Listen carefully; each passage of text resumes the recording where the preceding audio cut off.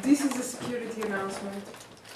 By the fountain at the foot of the stairs, you found yourself filling your pockets for cigarettes, and for a moment you were awestruck, listening to the water running from the mouths of the statues of the lions. You wondered how could anything sound so coherent, how could sound inhabit space so fluently, and you found yourself envying all broken stones. The art of learning another language is very hard to master. It involves several accursed incursions into the land of disaster. Not a language made of sound then, but a language made of stone.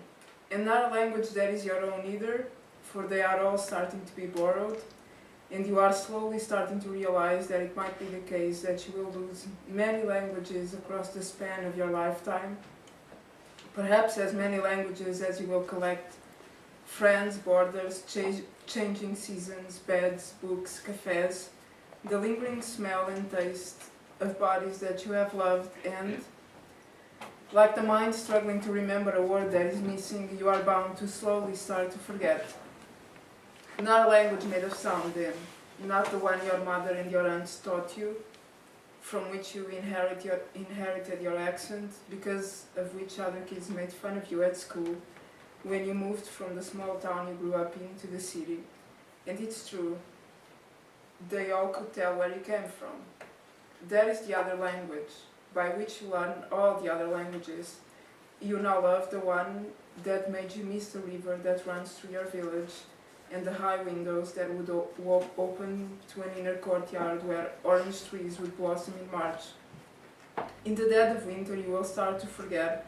How is that even possible? But it is still happening, and somewhere it is even starting to happen right now, with blind force, the sap running inside the trunk of trees, which is somewhat a language made of blood and care, operating its own codes that do not require the intervention of poets, a language that holds a few sacred powers that will organize itself with the expedient of beauty, that can bloom with little help, which often feels like healing and like the harmony of certain songs. But not tonight.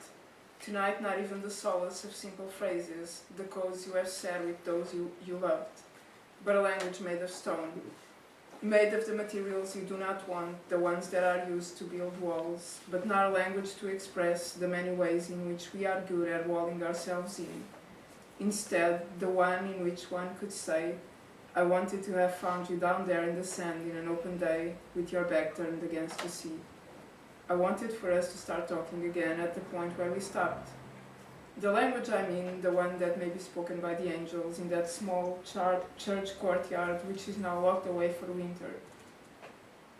And not language as despair, for life is long, the opportunities to suffer, span from a mild headache to the loss of one of the loves of your life, which might come not through death but through rejection, the love which is now dying inside you, so that when you are starting feeling like a heartbeat can be a thing that splits itself like a cut inside your chest, that your own heart is now beating inside a chest you do not own, you may begin to laugh, but don't demand for it to be given back. It is time to realize that you are being initiated in the language of loss. You are lucky. It could have happened much earlier. It could have happened before you were sure of what it meant. It could have happened, and the damage could have been far worse. In the many ways in which I have failed you, I know I have failed you through language. And it is a lie that no translation was possible. Translations are always possible if we want to go on talking a language that is not intended to burn bridges. It is now, after the devastation, that I realize that it is so incredibly simple to say it.